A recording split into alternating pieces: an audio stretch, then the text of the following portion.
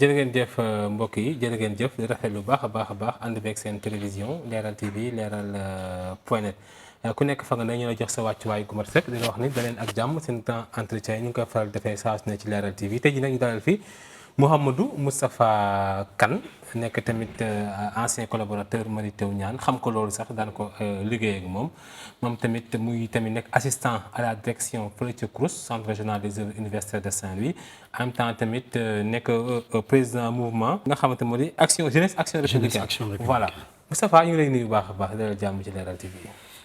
waaw monsieur Thioune donc ñu ngi lay fay di la nuyuwaat encore di nuyu sa ay collaborateurs yi nga nekkal ci Leral TV point net donc di nuyu tamit sa mbokk internautes yëpp ñi nga xamante ni ñu ngi suivre émission bi.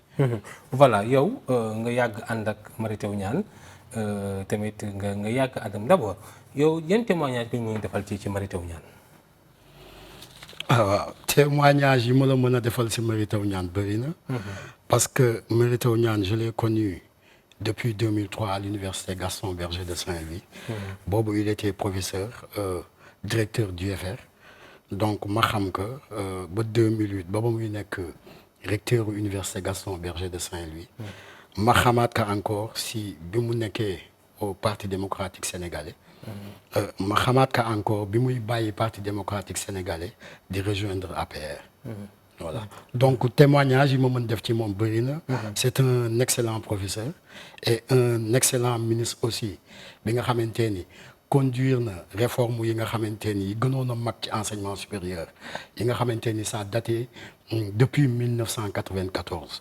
donc moom bi mu ñëwee tamit nekk ministre de l'enseignement supérieur porté na projet yooyu ñëw présenté ko au président Macky Sall le président Macky Sall accompagné ko si donc il a fait beaucoup de réalisations à l'enseignement supérieur.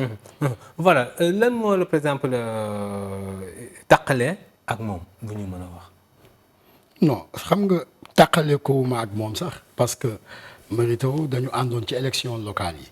xam nga pour ay élection locale ñu demoon en coalition ñun ñu am benn mouvement bi nga xam ni dañ ko tuddee jeunesse action républicaine pendant ces élections ñu dem ànd ak moom en coalition comme que ni ñun je savais que ni bu ñu demee peut-être jàppoon nañ ni suñu demee ci mouvance coalition Benno Bokk Yaakaar bi du ñu investir on est allé envers Mary Teuw ñu dem en coalition mu investir ñu suñuy nit donc ñu dem pour la conquête de la commune de Saint-Louis. voilà donc loolu la quoi. voilà d'accord léegi expliqué nga bu baax kii la moo xam am rupture seen digg ak moom. dégg nañu sax keroog pour que démb sax ki nga xamante ne moo di Yaye Fatou Diagne am mu sax traité Mary Teuw Niane par exemple wax ni ab tapette la. maanaam loolu moo tax mu xaar ba élection yi ñëw mu daal di dem Yewwi Askan Wi loolu yéen par exemple qualificatif nga mën a wax kàddu yooyu noonu. non waaw Ndeye Fatou déglu naa ko man tamit mu dégg naa ku ni tapette la mais man jàppeewu ma que ni tapette la parce que xam nga boo nekkee ci benn mouvance ñun on était tous de la mouvance présidentielle. Mary Teuw il est de la mouvance présidentielle ba fii ñu toog di wax il est de la mouvance présidentielle. donc peut-être am na ay problèmes personnels avec le coordonnateur départemental de l'APR Saint-Louis. mu dem ba ci deuxième semaine u campagne législative bi. mu joxe consigne de vote nañ dem voter la ji opposition bi. donc loolu man jëlewuma ko tapette d'une manière globale parce que Mary Teuw quoi qu'on puisse dire c'est un intellectuel. mais jëfin boobu moom du jëfin boo xam ni. dañ koy rafetlu. parce que xam nga bu fekkente ni dañu nekk en 2012 nga nekk un militant du Parti démocratique sénégalais Ablaye Wade ak teraanga yi mu la defal yëpp ba nommé le recteur de l'université Gaston Berger. nga bàyyi ba deuxième tour élection ba mu leer ni la pouvoir bi daanu na. nga daw rejoindre ji beneen coalition. donc loolu si gis-gis rek. du lu rafet. tu l'as fait en 2012 ñu ñëwaat en 2022 nga bàyyiwaat ba deuxième da nga jàpp ni c'est un habitué des faits. c'est un habitué des faits loolu laa jàpp nga bàyyi ba deuxième semaine de campagne nga defaat la même chose donner une déclaration ni nañ dem voter opposition bi pour sanctionner ci parti bi nga nekk loolu du lu ñuy rafetlu. peut-être il l'a fait pour des intérêts politiques. mais est-ce que tamit nekkul par exemple jafe-jafe bu mu am au niveau de Saint-Louis digganteem ak Mansour Faye loolu motivé wul. mais xam nga loolu jafe-jafe bu mu mën a am Saint-Louis ci digganteem ak Mansour Faye ça ne concerne pas le président Macky Sall les élections législatives président Macky Sall moom moo ko soxla woon. donc yaakaar naa ñun ñii ñëpp ku ci nekk amoon na lu la metti ci biir parti bi. mais dañu bàyyi yëpp parce que dañu xam ni président Macky Sall moo soxla xam nga élection locale du Saint-Louis kese gis nga dëkk yu ci bëri ci Sénégal ñi nga xam ni ñoo bokk benn parti dem créer seeni ay listes parallèles donc c'est tolérable mais s'il s'agit d'élections législatives c'est pas tolérable parce que c'est le président qui a besoin d'une majorité absolue à l'Assemblée nationale donc képp ki nga xamante ni da nga bokk ci njabootam ak contentieux bu ngeen mën ci am rek su président soxlaa yaakaar naa ni ku si nekk war nga mën a bàyyi li nga jàpp ñëw jàpp si pour que le président puisse avoir cette majorité bi nga xam ni moom la soxla woon. donc yow en fait Moustapha Kane yow mi yàgg ànd ak Mary Teuw Niane encourage Mary Teuw Niane si biir opposition bi est-ce que jàpp nga ni moom na ci nekk à l'aise ak vu que nu mu yàggee ci pouvoir bi est-ce que gis nga ni.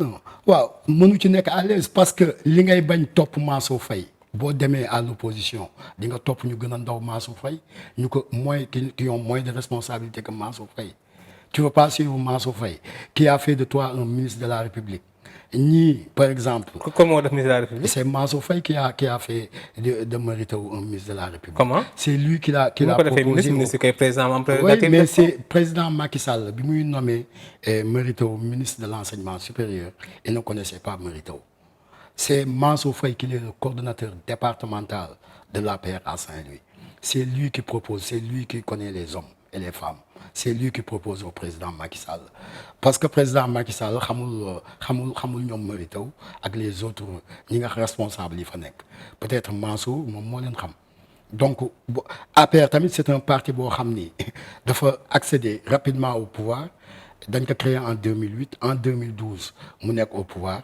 peut-être am na benn temps de kii boo xamante amuñu ko woon pour def ko moo tax le président n'a pas réussi à connaître tout le monde donc sur proposition de Mansour Faye aussi il a été nommé ministre de l'enseignement supérieur et de la recherche et de l'innovation pendant 7 ans. Voilà mais en fait yéen par exemple au niveau de Saint-Louis nan ngeen analyser par exemple seen défaite bi nga xamante ne am ngeen ko Abba Mbaye nekk moom lañ fa fal Yewwi Askan Wi gagné fa loolu nan nga ko analyser exactement. waaw kooku analyse bi ñu ci def yëpp mooy que ni la majeure partie des Saint-Louisiens savent que ni Mansour Faye du dem Assemblée nationale. La majeure partie des Saint-Louisiens le savent. donc Abba tamit Saint-Louisien c'est un Saint-Louisien Saint-Louisien yi peut-être profilu Abba dem Assemblée moo leen gënaloon que ni Mansour Faye gagné ba pare jox ñeneen ñu dem à l'Assemblée nationale donc c'est des raisons yi tax man jàpp naa ni loolu bokk na ci raisons yi gën a tax les Saint-Louisiens ont voté pour Abba. donc parce que xam nga élection locale yi il était en compétition. avec da nga jàpp ni locale yi ak législative bokkuñu réalité. bokkuñu réalité parce que locale yi Mansour moo gën a métti législative yi te Mansour Faye les a battus tous avec 38%. donc loolu moom moo gënoon am impact parce que nekk maire d'une ville c'était pas évident pour Mansour gagner maire Saint-Louis parce que beaucoup de grandes villes le parti au pouvoir avait daf ko ñàkkoon donc moom il a réussi à sauver l'honneur à Saint-Louis donc Saint-Louisiens yi xam nañ ni Mansour Faye est un atout sûr pour leur ville parce que réalisation yooyu mu def Saint-Louis yëpp c'est grâce à son rapprochement au président Macky Sall. mais pour teewul da leen fa gagné. non mais local yi kenn gagné wu ko parce que moom moo soxla woon nekk maire Ndar waa Ndar yi jox nañ ko. mais tam député tamit loolu tamit. non député moom soxlawul nekk député. les Saint-Louisiens savent que ni Mansour même s'il votait pour lui il n'allait pas être député xam nañ ko peut-être c'est des raisons yu tax ils n'ont pas voté pour lui. oui. voilà mais par exemple Moustapha Kane yow mi yàgg fréquenté ki nga xamante ne par exemple moo di Mary Teuw Niane est-ce que rafet nga jot que par exemple décision gi mu def nii na ci revenir aat ba àndaat mouvance présidentielle bi. man de jusqu'à présent je lui lance un appel pour que mu ñëw rejoindre les rangs comme ni ko Mansour Faye waxee. mu ñëw rejoindre les rangs mais en militant mu ñëw militer waat ci parti bi parce que parti politique du question man maa dàq jàng man maa ëpp diplôme man maay jiitu yooyu c'est pas la politique. président Macky Sall ñu ko ëpp diplôme dàq jàng rek a nekk Sénégal te tey moo leen jiitu ñoom ñëpp. donc tu ne te dis pas. mais ñu ko topp est-ce que bëri na ñu ko topp ci opposition bi. kan bëri taw. non moom il n'est pas de l'opposition il est di moom peut-être. ñu ko topp ci. moom am na base affective am. muy Bango. Bango voilà. te foofu tamit li muy nekk base affective am yëpp Mansour Faye tamit fa la dëkk. peut-être moom li mu nekk ci parti bi moom moo tax Mansour Faye ni nañ ko bàyyeeg Bango. donc moom li muy def il a fait tout récemment mais suñu teeloon foog ni nii lay demee. Bango mën nañ ko récupérer facilement. parce que Mansour a habité à Bango presque pendant 12 ans. te mënoon na di fa lay yeewoo mënoon na di xëy di fa wuti ay militants mais daf ko bàyyeeg terrain bi comme moom mi ngi ci biir parti bi. donc peut-être loolu moo nekkoon avantage am il a pris Bango donc c'est ça quoi. mais am na ñu ni par exemple tey Mansour Faye lu mu investiture yu mu def méngoowul ak bëgg waa Ndar est-ce que taxul président motivé wul seen défaite. waaw xam nga njël moom bu amee ku si nekk ak ni nga koy gisee mais man je me dis que ni du nit ñu investir ñoo am importance mooy ñi mën a porter voix aux Saint-Louisiens yi ñoom ñoo am importance parce que xam nga Mansour Faye moom booy xool entourage am yëpp booy xool presque ay jeunes la fa teg. parce que dañ doon réclamer la jeunesse ni non nanu valoriser jeunesse bi Mansour Faye boo demee cabinet am directrice de cabinet la am c'est une jeune ñi mu investir ñoom Codou Thiam su yàlla defoon ñu jàll xam naa ni tey jii si tey dinañu nekk bu nekkul ci ki gën a néew at ci assemblée nationale moom lay nekk sûrement ak ñoom Aminata Gueye parce que ñoom ñëpp c'est des jeunes donc mënuñu wax ni c'est le choix si choix bi la.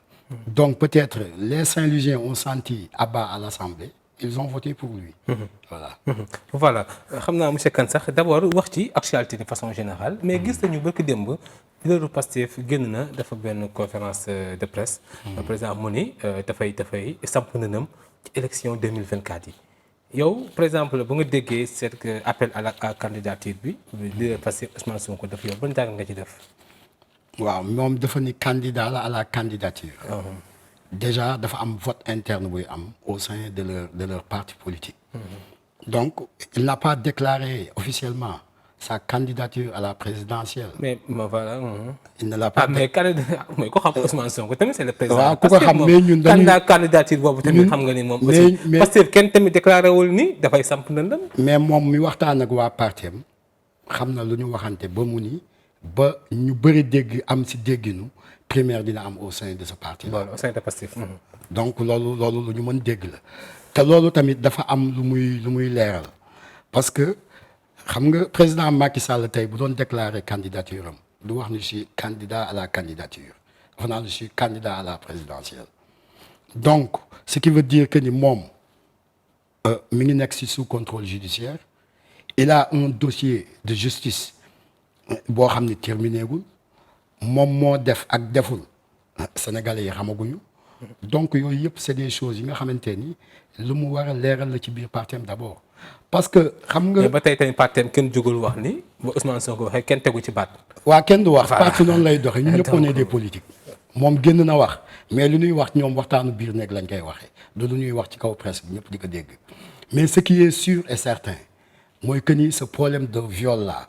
de Ousmane Sonko et Adji Sarr tant que Ousmane Sonko seetu ci parce que ñoom si seen mouvement politique boobu il y a des jeunes cadres des intellectuels ku si nekk au niveau de Pastef au niveau waaw donc ñoom tamit xam nañ ni qu'il court des risques ñu jiital nit koo xam ni dafa am lu koy yoon di toppee te leerul moom moo te c'est lui moom moo mettre boppam sur ces situations là parce que bu fekkoonte ni dem na leerali ji justice biñ ko dooree woo peut-être mu setal boppam fekkee set na si donc tey jii si tey du déclarer candidat à la candidature il va se déclarer. mais tamit comme 2024 c'est presque dans 18 mois. 18 mais mois donc sur le plan politique loolu tamit déclarer publiquement loolu day tax nga sóobuwaat ci liggéey bi aussi. waaw sóobuwaat ci liggéey bi mais loolu dafa am benn retenue. xam nga si tu te dis dafa loolu sax am na genre déclaration yoo xam ni soo ko defee rek am na lu la tënk.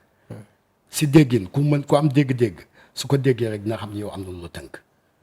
je suis candidat à la candidature au sein de mon parti d'abord avant de déclarer ma candidature officielle. donc am na lu ko tënk li ko tënk nag moom moo ko xam ak waa parti mais je sais que ni il a un problème gênant au sein de son parti du tere nag ni ñu topp sa gannaaw parce que yaa jiitu mais c'est un problème qui gêne au niveau de Pastef parce que quoi qu'on puisse dire. mais Pastef tamit est-ce que ñoom seen audace mais dañ teg keneen ku dul Ousmane Sonko loolu est-ce que xeet na nga foofu waaw peut-être ñoom loolu ñoom peut-être ñoom seen décision bopp la mais je sais que c'est un problème qui gêne au sein de Pastef. il y a d'autres cadres peut-être yow yaay waxee noonu moom man ni mu génne wax peut-être il y a d'autres cadres yu fa nekk yoo xam ne. mais yéen moom kenn waxagoo leen yéen. au niveau de la coalition Benno Bokk Yaakaar est-ce que tamit yéen a gën a gêné wu sax yéen pour wax tamit. non ñun on n'est pas ñun xam nga ñu ngi dooree génn ci élection législative booy xool ñi ngi wax naan dañuy tegaat gouvernement bu bees ak duñ ko teg donc mënoo def déclaration te amoo formé woo un nouveau gouvernement ba xam yan nit nga fi teg. xam nga yooyu yëpp c'est puis ñoom nag ñu njëkk a déclaré wu peut-être ils ont des raisons yi tax ñu déclaré wu. te di nga déggaat yeneen ak yeneen i candidature bëri na ñi nga xam ni defaguñu seen déclaration candidature. donc peut-être loolu moom la te xam nga avancé na sax ba ni boo moytuwul dinañ ko tëj. xam nga moom moo xam li mu def ban koy tëj. fii réew mi ku tooñ kenn du la tëj. da nga jàpp ni par exemple loolu da ko def ngir bu ñu koy tegee loxo ñu xam ni candidat la ñu amal affaire ndax nekkatul Ousmane Sonko maire de Ziguinchor Ousmane Sonko candidat aux élections présidentielles est-ce que nekkul genre artu muy artu. pour président. pour ñu mën ko teg loxo voilà. non du artu xam nga artu Ousmane Sonko dafa violer la loi sur toute la ligne xam nga bu fekkente ni da nga fragiliser les institutions de la République dëkk bi amul benn institution boo xam ni Ousmane Sonko reconnaître na ni que institution buy fonctionner la si norme yi mu war fonctionner. donc moom moo njëkk mettre boppam en danger parce que bu fekkente ni ki la wax attaqué nga ka ni kii li muy def yëpp dara baaxu ci. bu dee police ñoo war a garder sécurité des personnes et de leurs biens nga ni ay police u Macky Sall lañu. donc le président Macky Sall tamit il n'a pas le pouvoir de prendre Ousmane Sonko parce que c'est un adversaire politique rek tëj yoonam nekkul ci ay affaire justice la justice est là et fait son travail. bi ñuy convoqué Ousmane Sonko président Macky Sall yëgu ko. c'est le potentiel adversaire. c'est un potentiel adversaire loolu moom kenn waxatu ko mais bala ngay jiite réew dafay fekk nga set xam nga mënuñu la jox benn humilité parlementaire nga am looy représenter nga am benn leadership booy incarner nga bàyyi ba heure couvre-feu nga génn sa kër. mais ba léegi est-ce que tamit par exemple tey dossier bi tamit jotul ñu leeral ko quand même ñu xam bu baax. moom bu bëggoon mu leer ban ko njëkkee convoqué si lay dem mu leer suñu demee bay nekk ci ay sous contrôle judiciaire loolu moom moo ko teg boppam parce que bu fekkoonte ni biñ ko njëkkee convoqué dafa dem wuy ji mais dara du ci am mais moom xam nga li mu def il a appliqué la leçon de Abdoulaye Wade.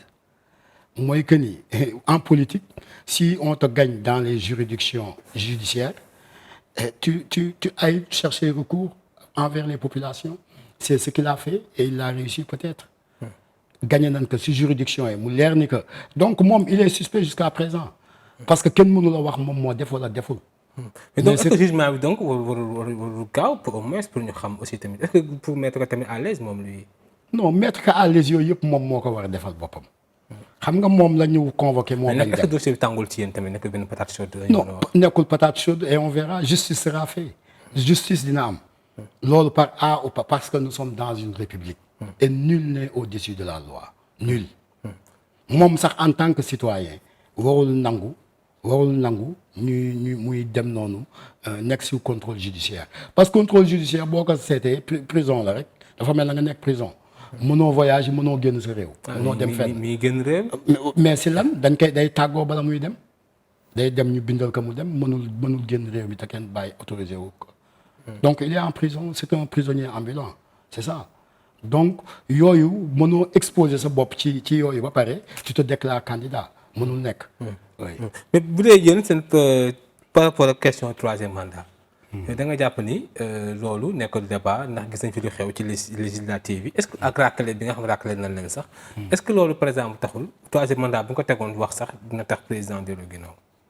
président Macky Sall dellu ginnaaw éventuel troisième candidat. waaw xam nga du président Macky Sall mooy valider candidature pour troisième mandat am ñun si loolu dañ si wax ni en 2024 si le candidat Macky Sall déclare sa candidature à la présidentielle pour un troisième mandat et que le conseil constitutionnel valide la valide sans équivoque ñun daanu battre campagne jàppale ko parce que loolu yëpp ci loxol conseil constitutionnel la nekk moom mooy wax mën na présenter wu wala mënul présenter wu mais ce qui est sûr et certain mooy que ni ci constitution bi kenn bindu si ni mandat wu 7 ans am na si li ñu bind mooy c'est des mandats de quinquennat la ñu gis si mandat quinquennat yooyu li ñu ko tëjee mooy nul ne peut faire plus de 2 mandats consécutifs donc base juridique boobu nag loolu moom conseil constitutionnel ñooñu ci yëpp xam-xam ñoom bu boobaa bu présenté woo ñoom dinañu àtte te dinañu xam ba xam recevable na wala recevable bu boobaa dañu si édifier Sénégalais yi. mais loolu tamit mais loolu est-ce que ay wax yooyu tegu na ci yoon quand même parce que déjà nit amul droit de troisième gis nañu ak jamonoy Abdoulaye Wade gis nañ ko lu mu dund est-ce que loolu tamit nekkul li nga xamante ne yéen tamit boo leen ko defee risque la tamit risque la si yéen. waaw mu nekk risque yëpp waaye xam nga conseil constitutionnel lépp lu muy valider rek daf koy valider sur des bases de texte defu ko ci ay waxu est-ce que wala ñii intéressé na leen wala non dafay xool li loi bi wax ci loolu mu appliquer ko donc si bu ñu décider ni ce deuxième mandat de quinquennat est recevable ñu valider ko mais les gens vont aller battre campagne. mais nag askan bi teewul daañu fippu par rapport ak loolu. mais fippu moom fi lañ ko fekk fi lañ koy bàyyi askan bi boobu ba léegi ñu ngi fippu xam nga fippu noonu fi rek avant législative bi ba avancé fi sax ne élection législative du am te dem nañu élection ak yeneen élection locale yi am nañu génnoon ni du am dem nañu élection présidentielle yi tamit ça va se passer comme ça aussi bu conseil constitutionnel valide la candidature du président Macky Sall on ira aux élections c'est automatique. monsieur Moustapha Kane sa kàddu gu mujj ci grand entretien ci Leral TV. waaw sama kàddu bu mujj bi rek xanaa mooy remercier leen encore ci dalal bi. ak di nuyuwaat sama mbokki waa Ndar yëpp. di leen tàllal loxo surtout la jeunesse saint-louisienne di leen ñaax pour encourager leen pour que ñoom ñëpp ñu taxaw liggéey autour du maire Mansour Faye. parce que moom quoi qu'on puisse dire. ku ko xam rek xam ni am na yéene bu mag boo xamante ni am na ko ci Saint-Louis booy xool ci côté réalisation am na lu bëri loo xamante ni def na ko Saint-Louis donc si loolu kese te Saint-Louis tey gis tey tamit bëri na ay jeunes yoo xamante ni Mansour wutal na leen ay bërëb yu mu mën a dem liggéey ji fa donc loolu tamit te du doy peut-être ñëpp jotuñu si mais je sais que ni. toujours ñu ngi def ay efforts pour insérer les jeunes yi nga xamante ni mun ñoo nekk Saint-Louis te ku xam Saint-Louis avant 2012 ak tey xam nga ni affaire chômage peut-être du dañ parce que c'est comme partout au Sénégal mais am nañu ay moyens yoo xamante ni tey jii si tey. voilà bëri na jeunes yi nga xam ne ñu ngi leen di dimbali di leen jàppale. ba tey ñi am nañu si lu ñu jàpp. voilà donc tamit ñu leen ciy encouragé waat. pour que ñoom ñëpp ñu ñëw regrouper wu. autour du maire pour que liggéey boobu gën a sax ba pare ñu waajal élection présidentielle yu 2024 yi. Moustapha Kane ñu ngi lay jaajëfal bu baax Mouhamadou Moustapha Kane nekk tamit nekkoon fi ancien collaborateur Mary Teuw Niane di militer tamit foofu sa diwaanu Saint-Louis nekk assistant à la direction tamit ci CROUS responsable politique Benno Bokk Yaakaar sa diwaanu Ndar di ko jaajëfal bu baax ci disponibilité bi ci waxtaan bi nga xamante ni seq nañ ko jaajëfal lu baax a baax Mohamed Sané ci wàllug caméra bi ak montage bi jaajëfal lu baax a baax waa régie ci wàllug diffusion bi dina jox dig daje incha allahu rabbi seen beneen numéro grand entretien Leral TV Leral point net jërë ngeen jëf